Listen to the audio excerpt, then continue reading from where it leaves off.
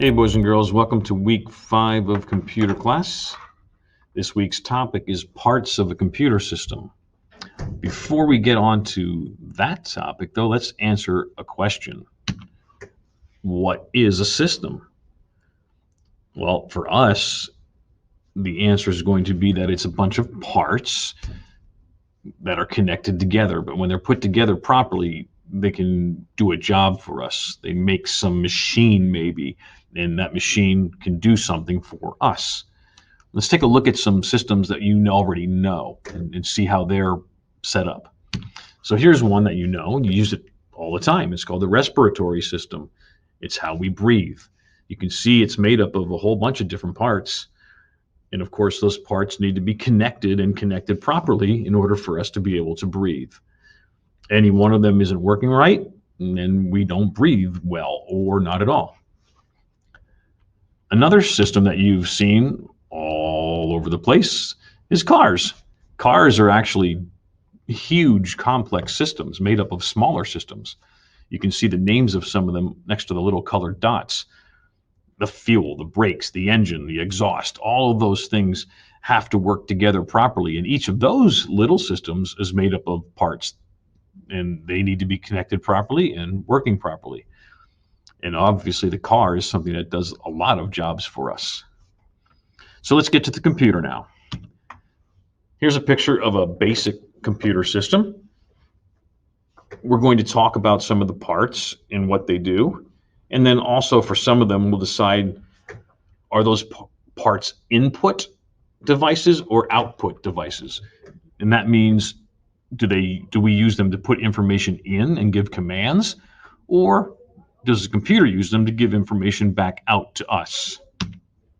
Now, the first one we're going to talk about is the monitor. The monitor on the left is what we typically see now. It's the more modern flat style. They're thin. We can make them very large today. They're kind of nice because they don't use so much energy too. That's a great thing about them. The older style on the right, I just put in there because I wanted you to see what they looked like. They're called CRTs, cathode ray tubes. There was a big glass tube inside, just like the old TVs. They were big, heavy, took up a lot of room on your desk. And one of the things that was really bad about them was they gave off a whole lot of heat. They really, really would heat up this Steckel lab with 30 of them running in here at the same time. A monitor is interesting because it can be input or output, or both at the same time. So their output, when we look at them and see pictures on them and words or videos, that's the computer giving us information out. But when you use them as a touch panel, like your Chromebook touch panels or your phones or your tablets, well, then it's input because you're giving commands to the computer. So monitors, input or output. Now the modem is the part of a computer system that we use to get internet. You can see the little diagram there showing the wires coming from the poles. And what happens is that's an electrical signal that goes to the back of your modem, and the modem changes it into information your computer can understand, which then turns into websites and other things on the web. Now there's another device that goes with that called the wireless router, and that goes really in between the modem and your computer. It's what gives us Wi-Fi. So Wi-Fi just means that you can get your internet connection without having wires. It's a wireless connection. Okay, next one is the system unit. Now the system unit is really just a big case, but inside of that case is all of the stuff that the computer uses to communicate with the things that are plugged into it, like the monitor and the keyboard and the mouse. So inside of there are circuit boards and power supplies, and then the most important chip we'll talk about next is called the CPU. There are two different kinds of system units. One is called tabletop or sometimes desktop because it kind of lays flat on your desk or on your table. And then there's what we call the tower system unit, which stands up tall. That's where it gets the name tower. Now, next is that CPU I was talking about. The CPU is just a tiny little chip, but it's the most important one in the computer because it's what handles all of the information. Every time you click on something, the information goes to this chip, and the chip decides what it needs to do and sends a signal out to the monitor or out to a printer or whatever it needs to do. So this chip is very small, but it's very powerful. Intel, the name that's on there, is the name of a company that makes CPUs, or sometimes we call them microprocessors. That's the actual name of the tiny little chip you see between the thumb and the finger in that picture. The Snapdragon microprocessor is the type that you see in cell phones. Okay, next we have the mouse. The mouse is just input. We click on things and we giving commands to the computer, telling it what we want to do. It has 2 buttons usually.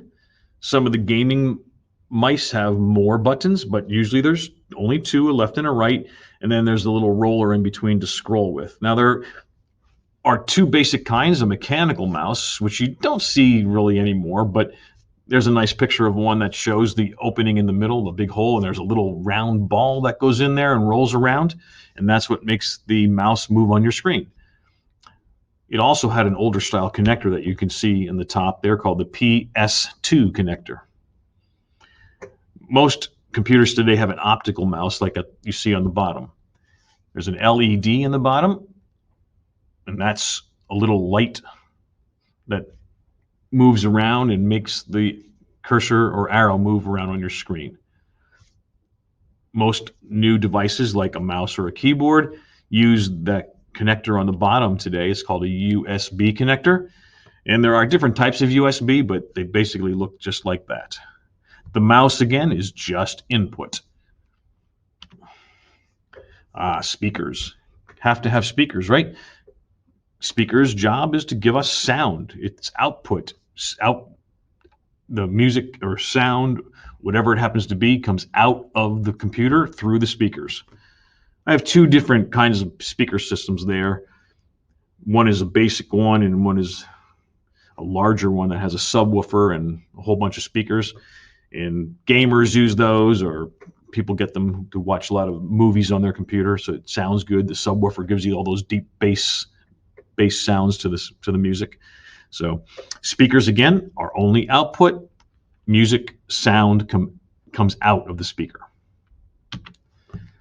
Then we have a printer. Well, the printer also is only output. It gives you a paper copy of something you have on the screen, whether it's a picture or a document, whatever it happens to be. And those are the 2 basic kinds of printers that you'll see. Inkjet is the kind that most people have at home. Laser printers, most businesses get those because they're more rugged and they last longer. Printers, again, output only. Keyboard. Well, we use the keyboard to put information in. We type commands or we type words to go on to a document. So keyboard is only input. The picture there shows 2 different styles of keyboard. One is called the QWERTY, K-W-E-R-T-Y. That's the kind that most computers have. And then there's the Dvorak keyboard. The difference is that you can see the keys are in a different order on the keyboard. Keyboard, again, is input only.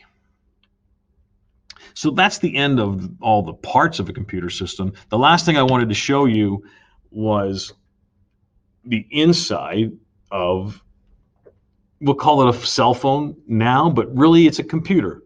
Just happens to be able to make phone calls.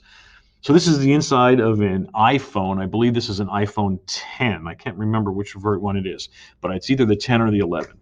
What I wanted you to see, though, is how all that stuff is squeezed inside. That's an entire computer system inside of a tiny little case. The largest part there with the Apple on it is the battery, believe it or not. Because, yes, we need longer and longer and longer times these days for our cell phones, our devices to last. So you need a big battery for that to happen. All of the other parts are the things that interface with the screen and all the software that's on your device. Pretty crazy that thing can do everything that the big giant desktop can do and more sometimes. So, input and output devices, they are, the difference between them is that one is for putting information into the computer, one is for getting information out of the computer. Sometimes, like the monitor, they can be both input and output.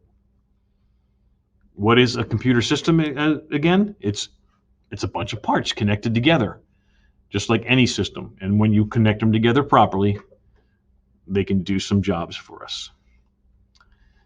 That's the end of this video for this lesson.